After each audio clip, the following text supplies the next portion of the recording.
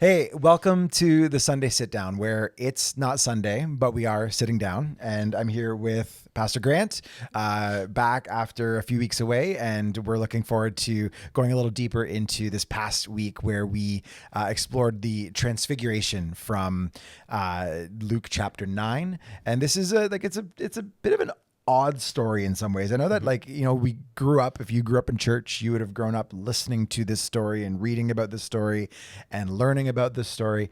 But when you sit back, it is a little odd. It is. Yeah. Can I just say it's great to be back though? Yeah, It's so much do. fun to be back. We've taken too many tries getting this podcast started, which has been wonderful. It's great to be back into the regular, weekly flow of things, minus a vacation day yesterday or a holiday for all of us. But yes, transfiguration, it is a little bit strange, which oddly, I didn't mention this explicitly in the sermon. I think Luke kind of picks up on because he doesn't actually use the word transfiguration, which I did mention. Yeah. So in Luke's account, as opposed to Matthew and Mark, when they tell the story, Matthew and Mark both use that Greek word, which is where we get the word metamorphosis from. So they use the word that's literally translated, he was transfigured, which does have this seemingly like big, mysterious, does he look like himself kind of question behind it? What really does he appear like? Whereas Luke just says, his face, his clothes, everything was shining as bright as lightning, which is still really dramatic. Yeah. But I think I said on Sunday, he doesn't shape shift. It's not like he becomes this completely different person. He just reveals the fullness, more of who he is, right, in his being. I think when we picture Jesus walking around with the disciples, I assume anyways, for many of us, it's easy to picture him walking around as a human being, but we have this theology where we say Jesus is fully human, but he's fully God. And then when he begins to reveal himself as fully God in that full glory, power, awe, fear, the disciples are afraid. We kind of go, we have a hard time picturing that. And I think that's okay. Yeah. I think this is part of the challenge of holding that theology of Jesus being fully God and fully man. So we go, okay, I like the fully human piece. I can picture that. I can, imagine what it looks like for Jesus to walk around. And then we go, okay, fully God. But these are the moments where we're given those glimpses into that full nature. I wonder if, and I'm just picking up on this as you were talking there, I'm now thinking about, fast forward, Jesus has died and been raised, and they're struggling to recognize him. It's him, but it's different, he walks through walls, he just appears places. There is an element that I'm kind of just thinking, when Jesus is glorified in that way, it feels something's different in his appearance to people. Yeah, but I think it is. So, Luke definitely describes the events in largely the same way as Matthew and as Mark, the two of the other gospel writers. But he does it in a way that I think does kind of wrestle with you're never going to believe what happened, but this is what happened. Right. And the disciples too, at the end, we didn't talk much about this on Sunday. So we've just come through a chunk of Luke 9, where Jesus tells people to be silent. And in many instances where Jesus tells somebody to be silent, they're not. Here, Jesus doesn't say, oh, be quiet about this, don't tell anybody. They're so struck by awe and fear, reverence, the fullness of this. They don't tell anybody. They're silent, almost by choice, in this moment. So I think they're wrestling it out as well, what has just happened. But it is certainly a different event than many of the ones. I can't remember which commentary I was reading in, actually again today, pushing forward into the next few passages over the next few weeks. And one of the commentators writes along those lines, like, we have better language, we see the healings, we see these other things happen, and they're miraculous, but I think maybe it's because human beings are involved. Here it's like the only actor is God. Yeah. Right? Like, everybody else is just standing there witnessing the thing. Jesus is having this conversation with Moses and Elijah, which maybe adds to like the mystery of it. It does for me, because it kind of feels like I started thinking about it, and I started thinking about it felt Star Warsy, and by that I mean I kind of like picture like the end of spoiler alert if you have not seen the Return of the Jedi. That's the episode 6, right? Return of the Jedi. Anyway, we're like, like at the very end, and like you got like Darth Vader or like, Anakin, who's like, in like a little bubble, and they're kind of like, saying hi, waving away. The same thing happens. Obi-Wan Kenobi, like same thing happens in Happy Gilmore. I wonder if that was inspired by for sure. Absolutely it was. But like you almost kind of like picture like, okay, how is Moses and Elijah present? In what way are they present? And I know that like in some ways it doesn't matter, but I think for in some ways it's important to consider like what was the nature of this event, right? Yeah. And I know that when you look at like Elijah technically is one of the only other figures in the scripture that doesn't die, in the classic sense that we think of. We think of Elijah and then Enoch. And so there was some sense even earlier in Luke 9 that, that Jesus was sort of the return of Elijah in some way, like that he was this prophetic figure in the same way of Elijah, and maybe Elijah didn't die, so maybe Elijah somehow returned all these hundreds of years later. Moses, however, did very clearly die, and so it's just, it's interesting. It feels, it's fascinating, fantastical, a little challenging to grapple with. Yeah. I don't know how far we want to go down this path, but I do find it interesting that like Elijah is one of these figures, like you've mentioned, who doesn't die in the way that we would think of or describe death. So in 2 Kings, I just pulled this up, but it's 2 Kings 2:11. He's whisked away on a chariot, and it's like mid conversation with Elisha. Right. So he in 10, Elijah says, "You've asked a difficult thing," Elijah said. "Yet if you see me when I am taken from you, it will be yours. Otherwise it will not." And then 11, as they were walking along and talking together, suddenly a chariot of fire and horses fire appeared, separated the two of them. Elijah went up to heaven in a whirlwind. Elisha saw this and cried out. Like, that's it. Like, mid-conversation, walking and talking. Equally fantastical. Equally so, yeah. Yeah. But, I think in terms of the way Scripture talks about the interaction between what we would describe as like heaven or the heavens and earth, like you and I have talked about this, I think, on the podcast, like human beings, I think certainly like 2025, like we really like good, solid delineation, borders, boundaries. I think we really like to compartmentalize things. And so we think of, heaven's the place where we go when we die. Completely spiritual. Spiritual is other, if we have that even sort of theology or vision of what life after death looks like, it is very different, separated from this like physical earth. We like to separate what is physical from what is spiritual. And the scripture doesn't tell that story. No. One of where there are these separated realms of, in heaven, away, up there, somewhere. Like that's, medieval, like we got to work our way long into the history of Christianity to kind of work our way toward that level of like separation between heaven and earth. Mm-hmm. And so a really good example of it is Isaiah 6, where Isaiah sees Jesus. So you get this like vision. Isaiah in 6 says, "In the year that King Uzziah died, I saw the Lord high and exalted, seated on a throne." Right. And so a lot of people talk about, want to understand that as like Elijah seeing Jesus pre-incarnation.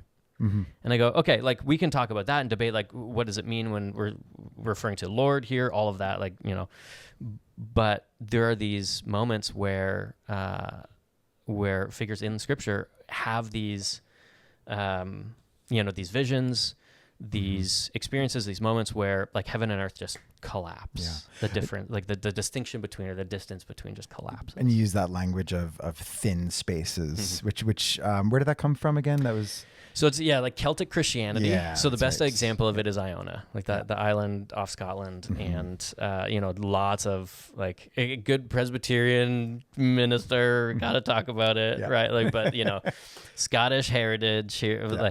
Like that's a place that's described as a thin space, mm-hmm. the island of Iona, where you can go and make your way to a building there. His name is gone from my head, but mm-hmm. yeah. And so I could imagine, with like these thin spaces, when we think about, not delineating heaven and earth in mm-hmm. the same way that we are prone to doing, and I'm still very prone to doing. It's mm-hmm. like our natural ingrained bent, I think, is to delineate those things. Yeah. And so when we need that reminder that like, hey, what's happening here?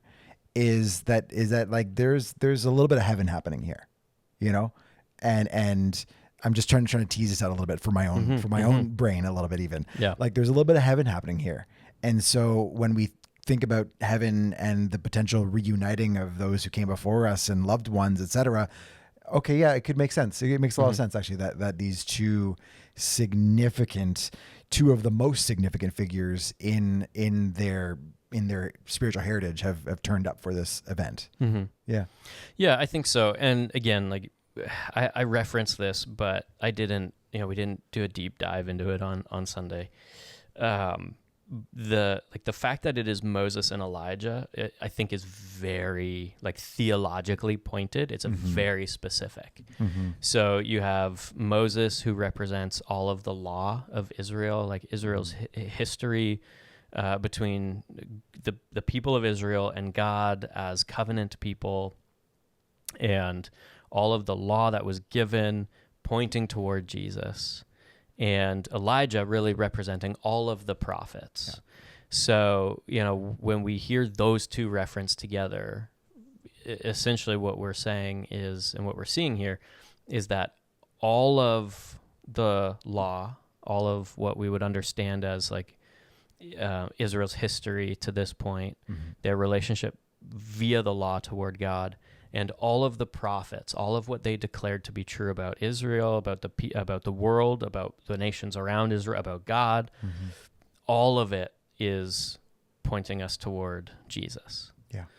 And so I do think that it's, could it have been other people? Sure. Like, could Abraham have appeared, mm-hmm. and Enoch, who you referenced, yeah, right? Yeah. Or Elisha? Yeah, maybe. Mm-hmm. But I think those two are very specific, because what is being declared in this moment and witnessed by Peter, James, and John is all of their, like, as Jewish men, like all mm-hmm. of their history.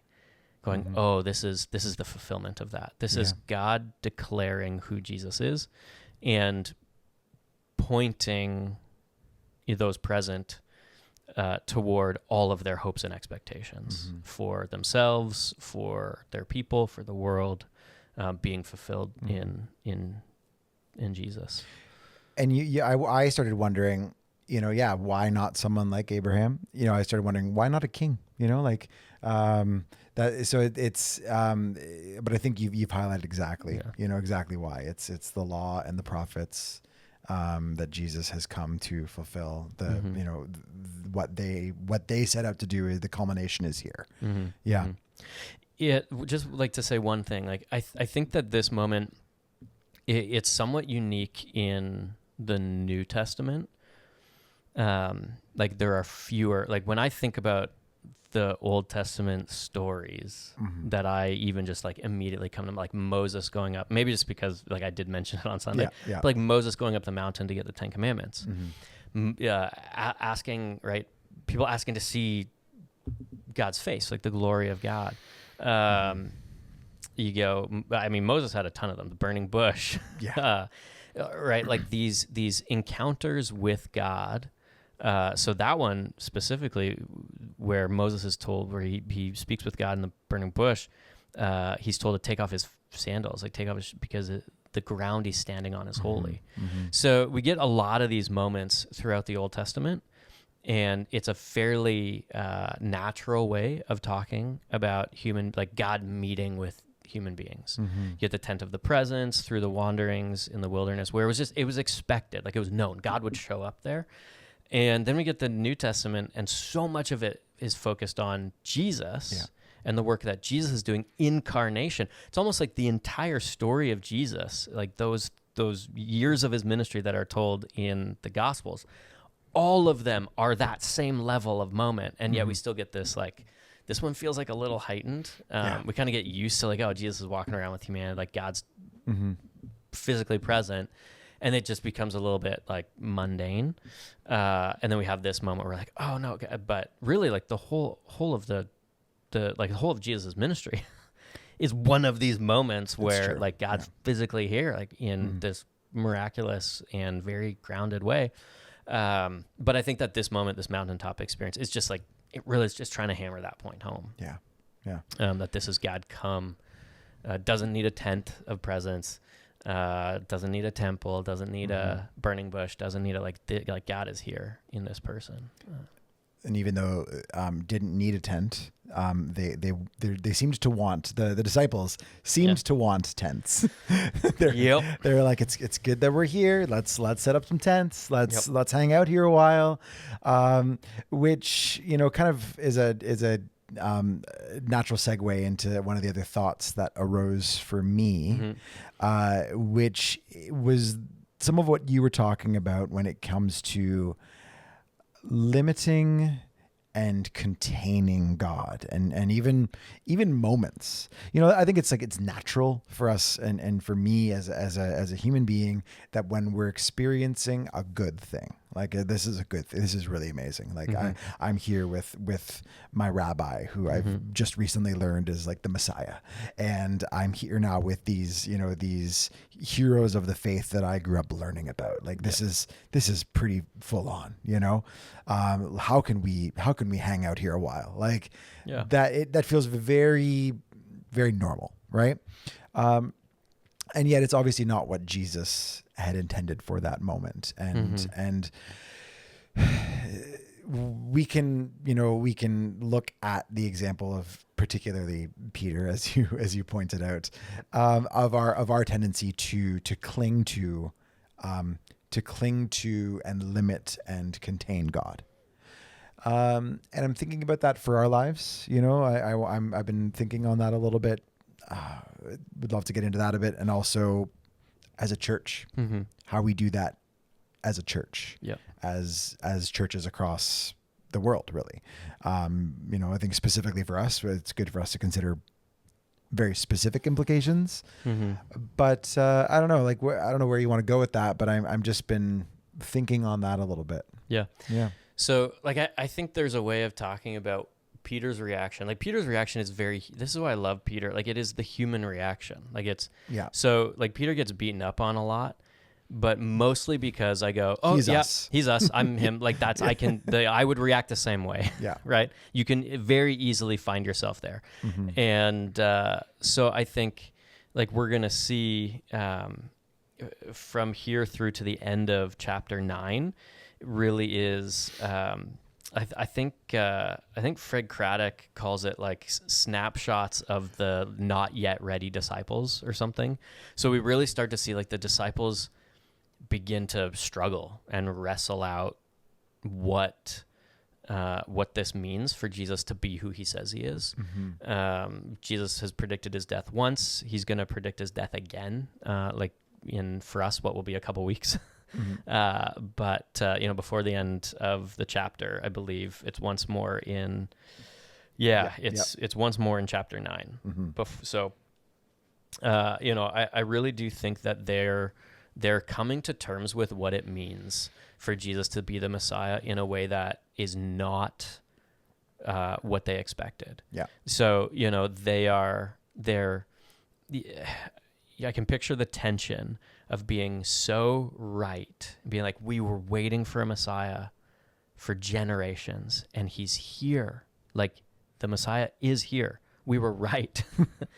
But we were so wrong about what that would look like and what it meant for them, what it meant for Jesus, for it to be like this beautiful tension. We're going to see this beautiful tension between power and powerlessness, like pure, the power of God who created the heavens and the earth, and powerlessness of one who dies on a cross. And they're starting to wrestle this out because Jesus has said, hey, this is who I am. He's shown it over and over again. Now he's declared, I've got to die.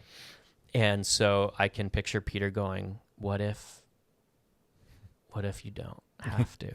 Yeah. Like this is a pretty good moment. Why can't we hold on to this?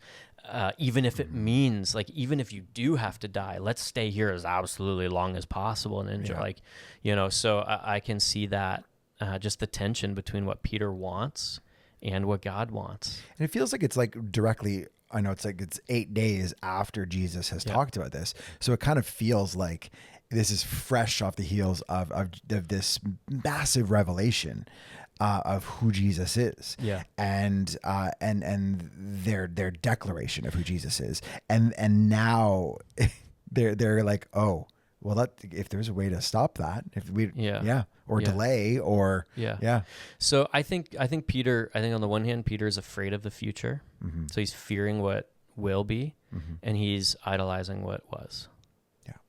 So I think, one of the easiest, to the point of your question, one of the easiest ways that we fall into the same trap as a church, and I'll just say this as the pastor of a church, right? We can fear the future and what is unknown, and we can fear following Jesus into what is unknown. And like, even now I'm going like, man, my girls love watching Frozen, and like there's a song like, I know, that's exactly it. But we can also idolize the past. Yeah. And like, I think we're particularly good at doing both of those things as churches still. Yeah. That, when we think about, so one of the simplest ways I hear this is, hey, we shouldn't, we couldn't do that. Why? Well, why? Well, because we tried that in 1875 and it didn't work. And I remember I was there. Like that type of, and like, obviously, like nobody's still around from 1875, but I chose a date that was before our church was actually planted. Yeah. I also did that on purpose. But like, we get into that mindset of, either the past is this idol of perfection, and like, I remember when the Sunday school had 150 kids, and like there weren't even 150 adults in the, like there were but you get into that mindset of the past was all things successful, and it was easy, and we were bursting at the seams, and we had every sort of age group filled, and we're struggling now. So you idolize what was and be like, we got to get back to that. And so, we got to do those same things because, what worked then should work, but it doesn't work that way, right? Like, we know that what gets you here is not going to get you there, and what got them anyway. So we idolize what was, either by saying that, we tried that once and it failed, we should never try it again, or by just assuming this like rose-colored glasses, the past was perfect, and we got to get back to it. And I think we struggle with fearing the future and what is unknown, and the what ifs, and the what if we do something and everybody leaves, or what if this is the Sunday that nobody shows up, or what if the like, so we live in this kind of perpetual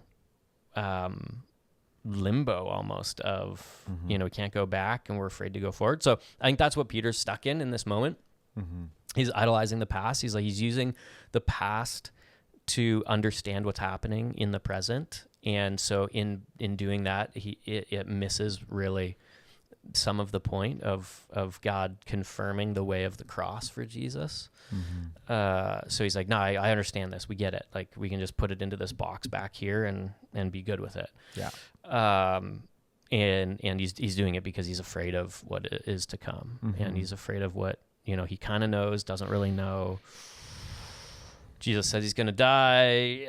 Not quite, like, there's these moments, right, where it says like they still don't understand what's to come, but eventually they do. And after Jesus is raised from the dead, then they understand. So like there's a lot of unknown and uncertainty for the disciples in their like immediate future right now.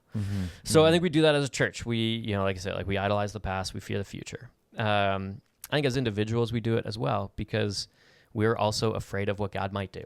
Yeah. And I think that's like a perpetual wrestling that we have is just this tendency to, I might not like where I am, but at least I know, like, what's the saying? Like, better the devil you know. Yeah. Right? I don't know. I think we kind of get stuck in that, like, I'm comfortable. I don't want to be uncomfortable. If change makes me uncomfortable, I'll choose to stay here. Yeah. So we don't like the discomfort that comes with change. We don't like the discomfort that comes with God doing something significant. And so we like to stay kind of exactly where we are. Yeah, I mean, I think the same can be true of individuals as is of the church as a whole. We can long for days that were and kind of regret and bemoan and miss and but I think probably more so as individuals, we fear the discomfort of God actually doing the thing that we really long and need him to do. Yeah, because it means that there's going to have to be, there is change and it's often going to be hard change and uncomfortable change. And all of those things will lead us to wanting to either, just let's just put a tent on it. Yep. Yeah. Let's just stay here. No, we're good. We're good. And I'm also thinking about, like just real, in real time here. It's the first week of September, 2025. It's actually our church's 45th anniversary as a church. Yeah. And I'm thinking about that. Like it's, it's not 50, but it's, it's a milestone. It's, and I am aware, and this is like good for just us to mull over as a church. I am aware that as a church kind of creeps toward sort of that 50, churches early on in their lifespan for the first number of decades often have this very entrepreneurial spirit about them, this very sort of even apostolic spirit, right? And I think that's very true of Courtright. Like when you hear some of the stories about what God has done over the years and God's faithfulness through some pretty cool circumstances, like there are so many beautiful stories about what God has done and things that have happened within this community. But I'm also aware that when you get to kind of 50 or older, like you can start to institutionalize and it starts to become, just same old, what can we do that we know will work? And sometimes that leads to, the inevitable decline that we're seeing in lots of churches around our denomination. Yep. Not to talk about the elephant in the room, but I don't know. What are your thoughts on that? No, I love that. I think that if there's one thing from the past for us as a church that I don't want people to forget and abandon, it is that like church planting boldness. Yes. That is the reason for our existence. Yeah. Like we exist. We're sitting here in this building, which like ironically, comedically, I don't know, in God's humor, was the building that we started in when we, like, you and I weren't here. Not this we. We but weren't like even born. Church right? Mm-hmm. 45 years ago, this church was planted, and we met in the gym in this building, which at that time was a school. Mm-hmm. And then grew to a point where, like, hey, we need a building. Built a building on Courtright, which is why we're called Courtright Presbyterian Church. Outgrew that building, and then bought this building, the original building. Yeah. I go, even just the boldness to do, like, you wouldn't write that as a story, like, as a plot line. You wouldn't plan that out. Mm-hmm. And I go, at every moment, man, there were these faithful followers of Jesus who knew that, we felt called for there to be like a gospel presence in this general area in our city, which was at that point the south end of Guelph, the southmost end, which is no longer. Yeah. It has gone much further south. Oh yeah. And not in a bad way. Like, I don't mean that in the bad sense of the term. I just mean literally it has gone further it's south. Developed further south. I just want to be very clear. I lived in the south end for many years. So. Wow. I just like the right way to honor the past, I think, is by maintaining the same spirit that those people had, and some still have. Like, that's the beauty of, like, 45 years is some of the original people who planted this church are still around to tell those stories. Yeah. And so I do think that that's the way we honor it, not by saying, we've got to carbon copy everything that they did, but by saying, like, here were people who were bold because they believed that the gospel needed to reach this neck of the woods, like our area of the city. And so we're going to hold on to that same mentality and be bold and take risks because the gospel still needs to reach this part of the city. Yeah. And that's the spirit that I think our church was launched with. And that's the spirit that's going to keep it moving in the right direction. So it's not less about systems or about programs or about, how do we do the things that we were doing? It's, no, how do we pray and trust and listen and lean into where God is calling us to go and be and do. And to take, that's what we got to hold on to. And to take holy risks. Yeah. Like, and I don't, like, that's why I added the qualifier of holy risks, because I think that you can take stupid risks. But that when we are, like, just like God, it seems like God is leading us toward this, and we're going to take a leap of faith, and maybe this is a little crazy, but we're going to do it, and I think, I think there are some things that have been happening and will be happening in the not too distant future that are like, yeah, this is a leap of faith, like God is calling us to something, and it's not always going to be comfortable. It's going to be challenging. Right. And so I'm excited about it, but I'm also someone who tends to love change. You're like an early adopter. Sometimes. Okay. Yeah. Like when it comes to, like, starting something new. Yeah. I love to be a part of that, Yeah. But I recognize, and this is like the tension of pastoral ministry, is that we got to help people on the train, right? We got to help the Peters of the world, who are like, no, let's build a tent and stay where we are. Yep. Let's be comfortable, right? To help people like Peter, that are in our midst, who are, just as important to the life of our church. How we help them along the way. Like, we're all on the train together. Some of us are maybe on the front end, like looking out the window, ready to go. Others of us are maybe at the back, being like, I don't know where we're going. But the train's leaving the station. Yeah, I think that's the point. Yeah, right. And like, I had a mentor friend of mine who that's the line he would use. Like, hey, we would love to have you on the train, but the train's leaving the station. And I think that's this moment for Peter here, is it's a moment of recognizing, okay, look, God's got this plan, and I can't see all of it, and I certainly can't tell you exactly where it ends. But it's this moment of, all right, God's the one who's driving this thing, and I guess we're along for the ride. Like, that is kind of this moment for him where he's wrestling out that tension of wanting to have a plan and know it, understand it fully, and also wanting to trust God and God's plan and figure it out. So I think one of the main things too that they all have to wrestle with is the fact that, like, so Jesus has declared that he's, that he's the Son of Man, which is like, so messianic language. He has declared that he needs to die and that he will be raised. Again, like redemption, resurrection's not like, that wasn't a common thing, common language. So certainly really new. But the disciples don't know the entirety of it at this point. Yeah.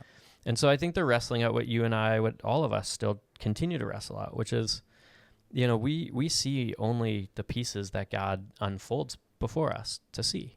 Like, we see what God allows us to see. And he's writing this big picture for us. Even just think of our church. He's writing this big picture for us.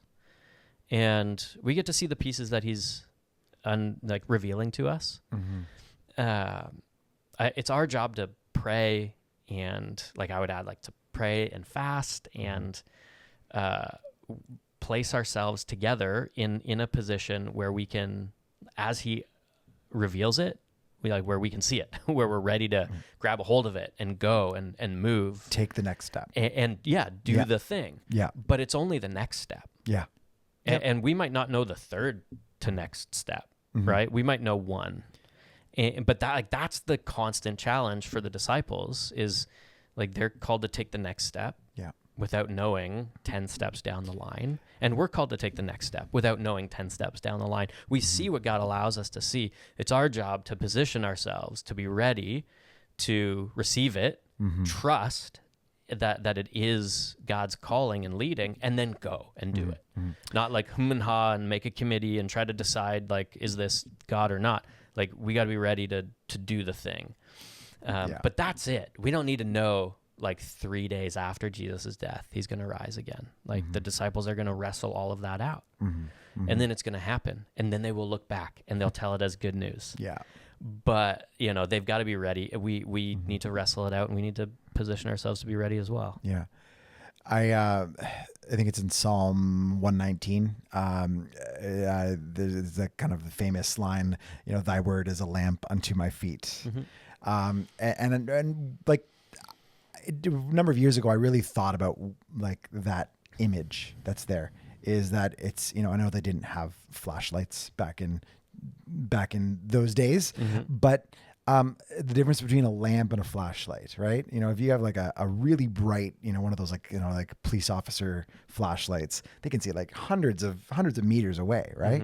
Versus a lamp, which in the dark of night allows you to see maybe a step or two ahead of you, so that you're not going to, like, step on something or fall into a pit or whatever, right? Yep. And I've often thought about our walk in that same way of like, God shows us just enough to take the next couple steps, and the rest of it, future facing, is faith, and it's it's a great analogy, and also just, like, I think good to say, hard to live out. Yes. Right? Yeah. Any other thoughts on this passage? Anything you didn't get to say on Sunday that you want to say now? Probably a lot. We're going to pick up. So just to say, like, so the transfiguration passage ends in 36, I think verse 36, and then in 37 is like immediately the next day when they came down from the mountain. So I think the one thing that I would say in preparation for that is, like, we all know that mountaintop experiences do end. And in many ways, like, need to end. And we need to come back down the mountain. And we need to, we call it re-enter real life, or whatever language you would use to describe that moment. And I think the beauty of this mountaintop experience, Jesus's mountaintop experience, is that it's, I think I quoted Fred Craddock when I was talking about this, is it's not this beautiful, picturesque, calm, peaceful, sit by the quiet lake, like, happy whatever moment. It is filled with conversation about the most real life thing you could imagine, right? And that's Jesus' death. Like the realest, rawest, most painful piece about life. That's the mountaintop experience. And I think what Luke wants us to see, I think what God is doing in this moment is like, this is Jesus descending the mountain. This is God descending the mountain to lift humanity up. Right. So, like we talk about, some people, not I don't talk about this, but some people talk about religion as this like ascent up a mountain. And I think the weakest argument or the weakest like example is like, well, every different religion is just a different side going up the same mountain. Yeah. And I go like, why does Christianity still, in my mind, like, why is it still such a powerful example of a religion that is so different from any other? And I can't remember, this is not like, I was not the person to come up with this. I've heard other people say it. And it's because for once, religion isn't about humanity ascending a mountain in an attempt to find God. It's about God descending the mountain to lift humanity up.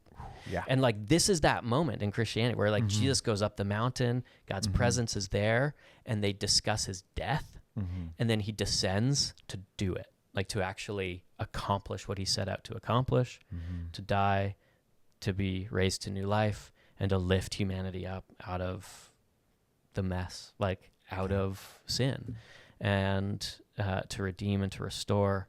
So it's no longer like, think about like Peter, James, and John. I'm like, these dudes, last human beings to ascend a mountain to meet with God.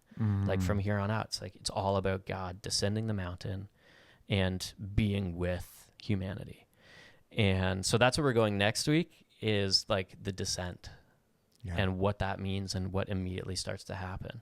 But I just think it's such a hopeful image of, Christianity is just absolutely not the ascent of mind, ascent of intellect, ascent of effort or will. It is God's intentional descent. I love that. And like, this captures that beautifully. That's so good. Yeah. Well, that sounds like a really good place to close out. I agree. So we are back, kind of, it's now the fall season. We're back in the swing of things. And so we're excited to continue on in Luke, and we will do that September moving forward. If you have any questions, something comes to mind from today or from Sunday, you can send it to questions@courtrightchurch.org. And we usually check that before we record, just to make sure that if someone has sent something, that we can do our best to include it in our discussion. But other than that, we hope you have a fantastic week, and we'll see you next time.